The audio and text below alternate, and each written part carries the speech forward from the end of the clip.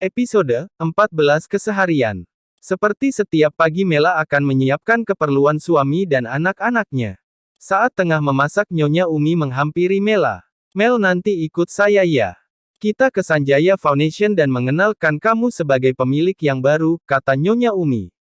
Tapi Ma, Kenzo boleh ikut ya, aku takut nanti dia rewel kalau ditinggal di rumah, tanya Mela. Iya sayang, kamu dadan yang cantik ya, kata Nyonya Umi. Iya sayang, kamu dadan yang cantik ya, kata Nyonya Umi. Siap Mama, jawab Mela. Sekarang giliran membangunkan Mia dan Rio. Setelah itu Herdi. Mela menjadi sosok ibu dan istri yang baik, meski belum sempurna. Mia dan Rio tengah sarapan sedang Mela datang dan mendudukkan Kenzo di kursi bayi. Kemudian menyuapinya. Tak lama Herdi dan Siska bergabung. Mia dan Rio akan berangkat dan Mela memberikan bekal yang kemarin mereka minta. Nyonya Umi pun tersenyum. Mia dan Rio akan pergi tapi Mia kembali lagi dan memeluk Mela. Terima kasih Mbak, kata Mia. Iya sayang, kamu belajar yang giat ya. Dan semangat, kata Mela. Mia mengangguk seraya pergi. Mela kembali ke meja makan, terlihat Kenzo sedang minum susunya. Herdi juga masih sarapan. Herdi, Mama akan mengajak Mela ke yayasan, kata Nyonya Umi. Iya Ma, jawab Herdi. Kamu gak mau tahu kenapa Mama ajak Mela ke sana, tanya Nyonya Umi. Itu urusan Mama. Dan Herdi tidak mau ikut campur, jawab Herdi. Mela hanya terdiam mendengar percakapan ibu dan itu, karena Mela tak ingin ikut campur. Mel, nanti kamu dandan yang cantik ya, kata Nyonya Umi. Herdi tersedak. Mela memberikan air pada Herdi. Herdi menatap sang mama yang hanya tersenyum penuh arti. Herdi memutuskan pergi. Dan Mela mengikutinya. Setelah berpamitan dengan Kenzo, Mela mengambil dan mencium tangan Herdi. Mela tengah bersiap bersama Kenzo. Mela menggunakan skincare yang ada di meja rias.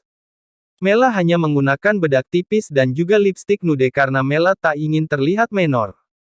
Setelah siap Mela membawa Kenzo yang menggunakan baju satu warna dengannya, yaitu biru cerah. Gaun yang Mela pakai hanya sampai lutut dan sedikit pas di tubuh Mela yang makin mempercantik penampilan Mela. Nyonya Umi tersenyum melihat sang menantu yang terlihat begitu cantik dengan kuncir kuda dan juga gaun yang dipakai. Ayo sayang, kita sudah ditunggu, ajak Nyonya Umi. Iya Ma, mari, kata Mela. Mereka menuju ke kantor Sanjaya Foundation. Di sana para staf sudah menunggu. Nyonya Umi masuk bersama Mela dan mengadakan rapat besar. Dan mengenalkan Mela sebagai istri Herdi dan pemilik baru dari Sanjaya Foundation. Semua orang menyambut Mela dengan senyum dan mengucapkan selamat. Dan ada juga menyanjung Mela yang cantik. Mel, ini kenalkan kepala sekolah tempat sekolah Mia dan Rio. Sekolahnya dinaungi oleh yayasan kita, kata Nyonya Umi. Pagi Nyonya, perkenalkan saya Indra Suseno, kepala sekolah SMP dan SMA Bangsa, kata Indra. Salam kenal, nama saya Melati Sanjaya, dan jika terjadi sesuatu pada putra-putri saya Anda bisa langsung menghubungi saya, jawab Mela. Pasti itu Nyonya, jawab Indra. Kini setelah rapat dan Nyonya Umi mengenalkan beberapa orang penting yang datang, setelah itu Mela diajak Nyonya Umi ke ruangannya karena Kenzo yang sudah tertidur. Mela, ini Susi dan Lina, mereka akan menjadi sekretaris dan juga tangan kananmu, dan yang akan membantumu di sini, terang Nyonya Umi. Iya Ma, dan Mbak Susi dan Mbak Lina tolong bantuan dan bimbingan ya, kata Mela sopan. Pasti Nyonya, jawab mereka bersama. Mela sedang diterangkan kegiatan dan juga kerja Sanjaya Foundation. Sedang Nyonya Umi menjaga Kenzo. Susi dan Lina tak menyangka Mela begitu pintar hingga semua yang diajarkan dan diterangkan bisa dipahami dengan cepat, dan Mela juga menguasai bahasa Inggris yang menjadi nilai plus. Saat makan siang Mela mengajak Kenzo untuk jalan-jalan sedang Nyonya Umi pulang karena sudah lelah. Mela sedang menuju ke sekolah Rio dan Mia untuk mengajak mereka ikut. Sesampainya di sekolah bertepatan dengan kepulangan Mia dan Rio. Mela melambaikan tangan pada Mia dan Rio. Mereka pun menghampiri Mela. Iho Mbak, kok jemput kami, tanya Mia. Iya sayang. Mia, Mbak mau ke mall. Mia dan Rio mau ikut kan, tanya Mela.